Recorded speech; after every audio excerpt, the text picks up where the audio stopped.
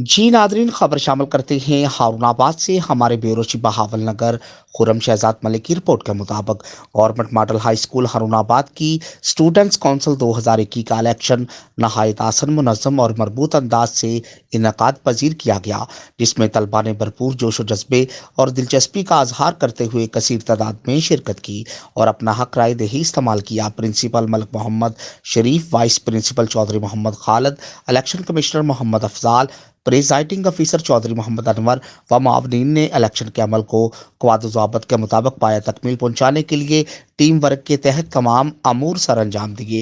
Election नताइज के मुताबिक मोहम्मद तलहा कुरैशी दहम डी 387 वोट हासिल करके सदर, हंजला रशीद दहम एफ 375 वोट लेकर नायब सदर और मोहम्मद मखदूम हश्तम बी 435 वोट के साथ जनरल सेक्रेटरी मुंतखब करार पाए।